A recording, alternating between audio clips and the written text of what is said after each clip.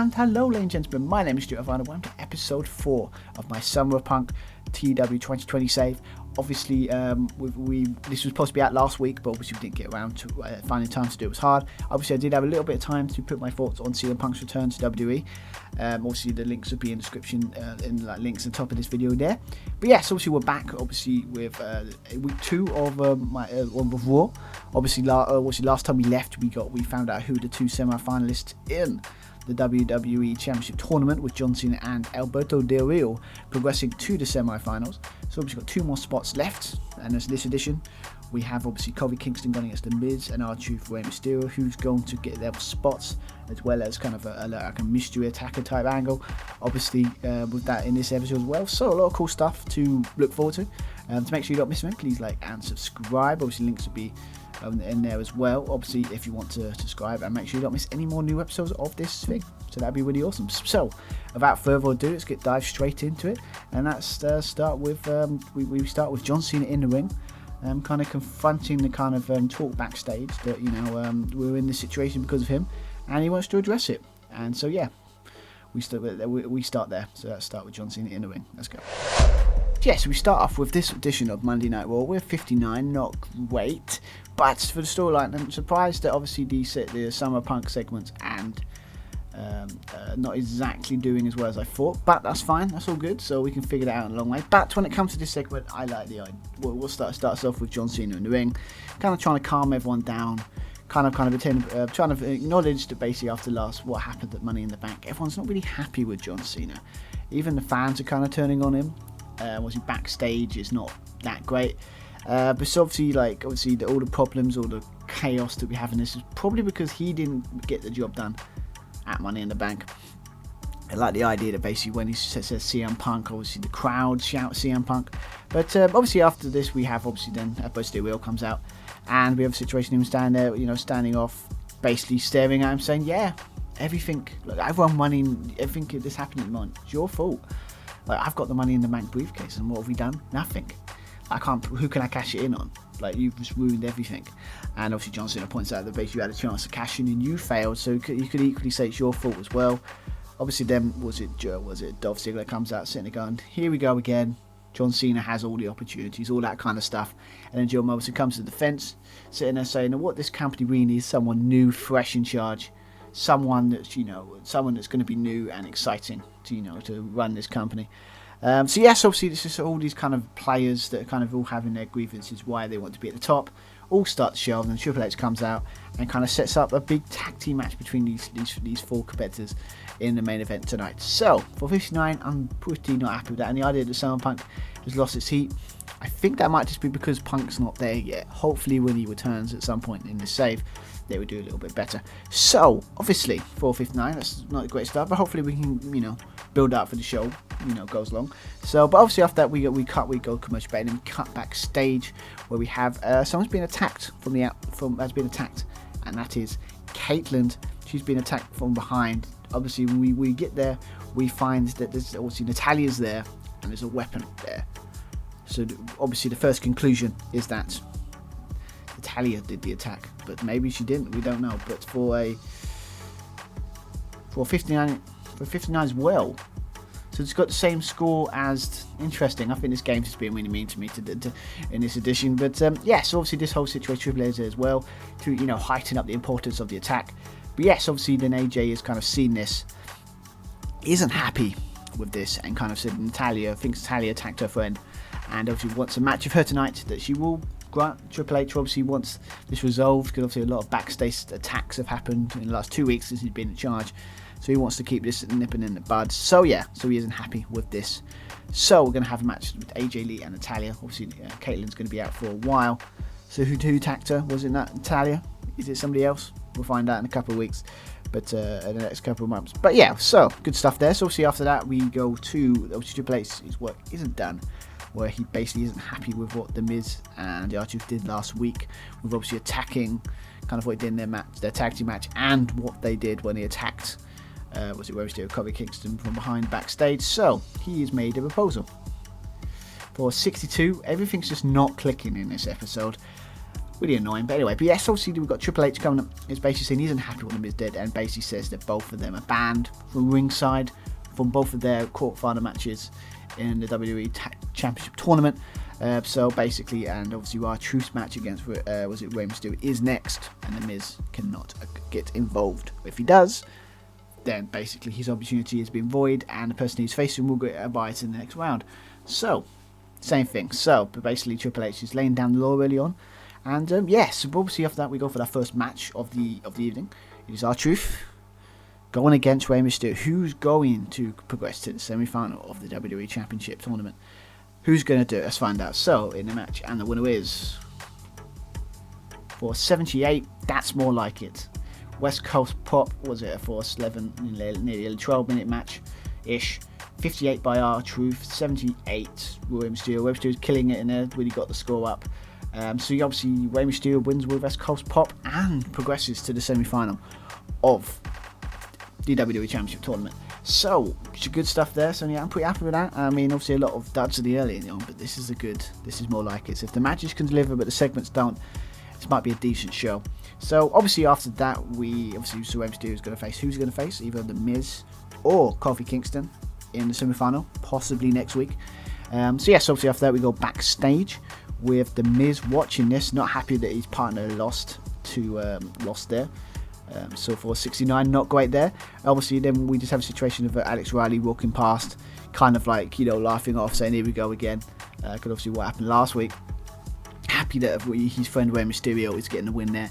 But obviously Miz resents this, saying who are you, what are you doing here, that kind of stuff. Getting Alex Riley saying, this guy seems to be getting TV time, and he's not the only one that resents him, because Jack Swagger comes into the shot, kind of sitting there saying, yeah, like, look at me, I'm a former world champion. I'm a guy that basically, I've been money about when I've cashed in. Like, look at me and I can barely get on the show, and then someone like you just barely done anything gets it. You know what? Tonight I'm gonna, you face me tonight, and I'll prove why I should have your spot. So that sets up a match later on tonight between Alex Riley and Jack Swagger, basically. So yeah, good stuff there. So obviously after that we go to the match that was set up earlier in the night with the first women's match of the night. Also got AJ Lee going against Natalya. Obviously wants to get a little bit of revenge because she thinks she attacked her friend. So let's see does AJ get the win or does Natalya get the win? Let's find out. And the winner of that match is for 50. That's pretty good. Obviously was it Natalya wins AJ with doesn't really actually say how the finish went, but yes, so we got 56 by Natalya. We've got 33 by AJ. The match suffered from not enough selling. AJ is off a game. 50 though for a women's match, pretty good. I'm happy with that. So obviously Natalya gets the win there with AJ Lee. Let's just sit there and say that she wins by a pin, like shady circumstances, that kind of stuff. But obviously after the match, Natalya wants to beat down AJ Lee to prove a point that if she wanted to, she wants this women's division, and also the son of say, if I want to attack her friend, I wouldn't, cloak and dagger, wouldn't like make a mystery of it. She'll literally admit it. So if she says she doesn't do it, she didn't do it. For a 41, not expecting a big pop for that, but it's fine because obviously I plan to do good things, build up the women's division. And I don't like them diva called the women's division because there are good people 2011. So fingers crossed we could do something with them. So 41. So Natalya says she wasn't her. Who else would it be? Possibly it could be the person that we're going to do next. Obviously Kelly watching this also backstage, not happy with what's going on, and obviously with the attack, and obviously what Natalya's doing for a 62 there. Again, pretty good. These are really solid as segments here. Yeah, so Kelly's watching it, obviously isn't happy with the attack, and I like the idea that basically Beth Phoenix is kind of a situation saying that she's happy to see her friends showing who truly wins, as WWE Women's Division is us, people like me, Beth Phoenix, and obviously Natalya, and obviously Kelly's kind of sitting there saying, well, maybe you attacked Caitlyn, and obviously she denies it, but kind of tension between those two sets up a match. You sit there and say, well, if you want to sit there and prove, I want to prove how good you are, I want to face me tonight, that kind of stuff. So Kelly's kind of like putting them down. Beth Phoenix gonna have a match, yeah, gonna have 2 women's matches, why not? Because I really want to build up this angle quite well. So obviously after that we go to the next match. It's Alex Riley against Jack Swagger. Who's going to win? Who's going to win in that thing? Is Alex Riley going to keep try and build some momentum up, or is Jack Swagger going to take advantage of being on TV for the first time in this save? Let's find out. For a 63, pretty good. That's actually really good, actually, because they're both getting 61s. Not a lot of selling this episode. Maybe it's just really harsh this episode. 61-ish, 63, so that means above their performance ratings. That's good. I never knew Alex Riley got hit a move called You're Dismissed. I must know what that move is. But yes, so Alex wins with his finisher on Jack Swagger. So yeah, good stuff there. I love this kind of stuff, obviously, yeah, but yeah, it's good stuff here. So Alex Riley gets the win. Maybe builds up some momentum, maybe to go higher up in the card and maybe get some big wins. But, you know, his first kind of match on this save, you know, properly 63, pretty happy with that. So, good stuff. So, obviously, after that, we go to the next segment with a 72. That's more like it. That's what I was expecting. Obviously, with John Cena and John Morrison backstage, kind of talking about how he respects John Cena. But he must. What's happening is it shows that there's a changing of the guard going around WWE, and John Cena is the symbol of the old guard, and John Morrison himself is the symbol of the new guard, and he'll help you tonight against these. He'll help you tonight, but he's trying to warning John Cena that he's going for his spot, and this is watch his back. But he's helping him tonight. No heel turn type things, but this shows that a lot of people are seeing an opportunity in this chaos to maybe rise topper, you know, go to the top of the ranks or move up higher on the show. So 72, as I was hoping the other segments would get. Hopefully this might be a start of a good thing here. So obviously after that we go to in the ring, and we have Triple H Edge in the ring with the tag team champions and the Usos. There's obviously a lot of, you know, brand intervention. You know, both teams go to the other shows kind of attacking each other, and this must end. So kind of Triple H and Edge, you kind of sit down and kind of trying to acknowledge that this must stop, and it must set up a match. And for a 62, not surprising, it's not going to get a big pop. I thought Triple H and Edge were having it in there, but apparently having these names is not really working out in this edition. But yeah, so this is a situation of they're both attacking each other. This needs to end. You know, you can't be doing this. So basically, it's a situation of setting up that there's going to be a match at SummerSlam. It's going to be for the tag team championships. David Otunga, Michael McGillicuddy going against Jimmy and Jey Uso for those tag team championships. And obviously, the suggestion is they can't, if any of the teams attack each other on different shows. Example, if the new Nexus, or you know, David Otunga or Michael McGillicuddy's titles get, you know, if they attack the Usos on SmackDown, then they get their title stripped, and if the Usos go on to Raw and attack them, then their title opportunity is revoked. So it's kind of set up the rules. But yeah, first match of SummerSlam that's booked. The tag team championships are on the line. David Otunga and Michael McGillicuddy going against Jey Uso and Jimmy Uso. So yeah, good stuff there. Simple. I put it 5 minutes. Probably would have been 10, but you know, time constraints. But yeah, good stuff there. So, you know, set up first match on the card of my SummerSlam. So hopefully it's a good thing in the long run. So, but yes, obviously after that, we go to the second women's match of the evening. The WWE Divas Champion in Kelly is going against Beth Phoenix. And so can the champion kind of keep on momentum, or Beth Phoenix going to show, as well as a friend, that there's a new changing of the guard in the women's division? For a 59 is very good. That's actually really good, actually. 57 by Kelly, a 55 by Beth Phoenix. So it's 59, so it's gone above the score. But I do like the idea that basically, yeah, Kelly gets the win with a K2. Don't know what that move is, but whatever. So yeah, so you know, good stuff there.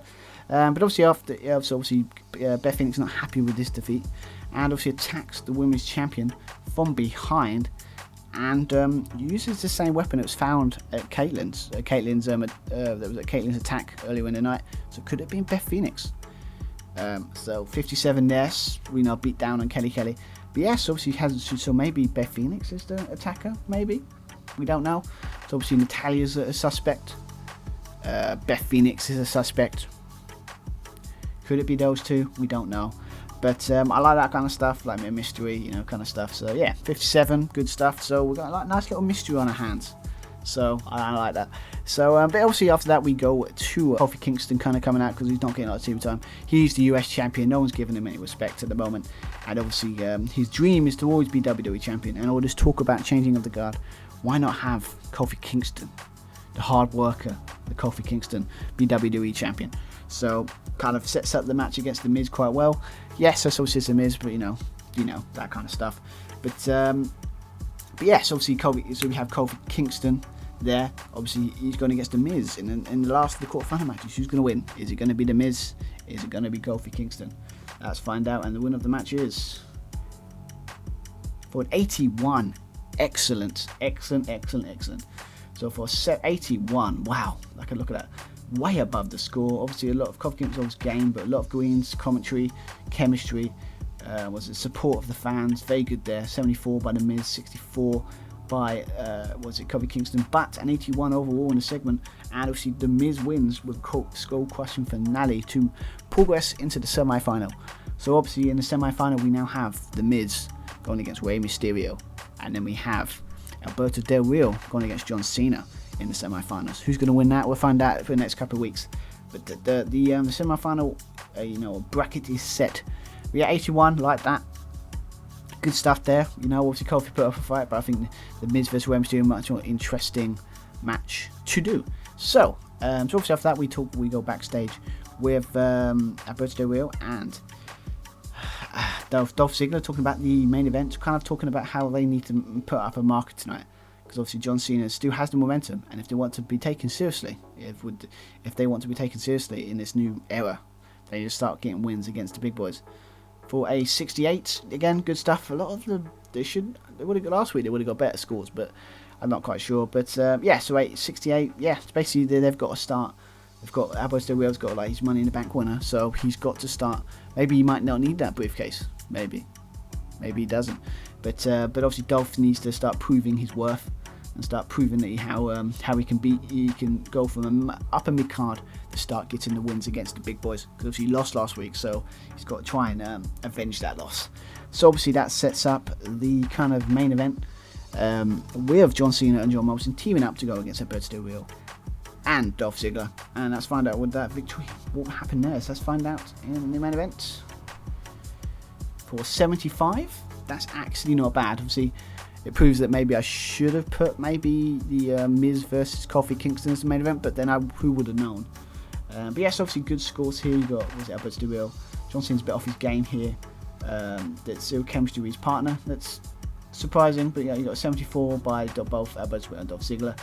Obviously John Cena with 50, 65 and 50 by John Morrison. Very disappointing there. But yeah, John Cena gets the win by putting Ziggler again with attitude adjustment. John Morrison's weak link. Hopefully I can build on that. But yes, John Cena gets the win. Alberto Del Rio is not happy with that, but he takes advantage while John Cena is celebrating a victory to attack John Cena from behind with the Money in the Bank briefcase. For 81, so we end the segment hot. That's good. That means that the next match of the tournament is going to be good. So obviously he attacks John Cena from behind and kind of says he might have won this match tonight, but he's not going to win next week because it's my destiny to become WWE Champion, and nothing, you will not get in the way of that. So Alberto Del Rio stands tall with a Money in the Bank briefcase. John Cena's really laid out. 81 segment. Interesting stuff for the next edition of Raw. So obviously let's see, hasn't been the greatest score-wise. So let's see what score we get. So let's find out. So what's this fun score? If I get the same score, if I get 70, I'll be happy. Don't think it's going to do well as last week, but maybe the main event might have saved it in some of the matches. Because some of the matches are pretty decent. Let's find out. For the score for 77. Wow. I was shocked. I thought that would do really bad. Because obviously a 72 last week. So 273 in our last edition of Raw. A 77. Wow. That's good stuff. I probably think the Miz Kofi Kingston surprise in 81. 75 there by the main event. I think 81 last segment probably helped. We're all solid. I mean, women's were getting 50s, 60s. From that, women are 63 by Alex Riley and Jack Swagger. The women's segments done really well. I was surprised that some of the opening segments with like John Cena and Triple H in them would do better, but maybe it's just this edition. Probably do better next week. But it didn't affect the score. 77, highest score so far. So another improvement. Hopefully next week. Next edition of Raw, we can do better. But yeah, 77, I'm really happy with that. I'm really proud of that. Really happy. I didn't think. But yeah, good stuff. So hopefully, obviously next week we'll find next edition of Raw. So it's big matches in that. So hopefully we can up that score. Maybe even cheekily try and get an 80. Might be a bit harsh, but we'll find out. So yeah, so 77, I'm really happy with that. 77, I'm pretty happy with that. The way the show was going, I was a bit worried it was going to get a really low score because obviously got 71, 72 last week, last Raw. was it on the SmackDown edition. Obviously we've got 77 here, pretty good. So it seems to be progressing up. It's kind of a nice change for pace, to be fair. But 77, pretty happy with that. Obviously the main event done well, 79, good greens. The best match of the night was obviously the semi-final match, The Miz, Kofi Kingston. Who would have thought that? But I mean, the women's ankles, women's matches got a solid 50. Didn't go as 50. It's pretty good for the women at the time. And yeah, some matches got a good 60. So everything was just really solid, but an interesting show. So I was pretty happy with that. So hopefully we can, next edition of Raw or SmackDown, we can get a better score. So if you want to make sure you don't miss anything from this edition of the Summer Punk TEW Save, please like and subscribe. Please, we really appreciate it. Obviously we've got a couple of followers in the last couple of videos I posted, so hopefully we can keep that momentum up and maybe see if we can get to maybe 50, 55 by the end of the year. Obviously got a couple of weeks to go before that happens, so fingers crossed there. But yeah, it would be really appreciated. So yes, obviously next edition would be for Raw, be in a couple of 2 weeks.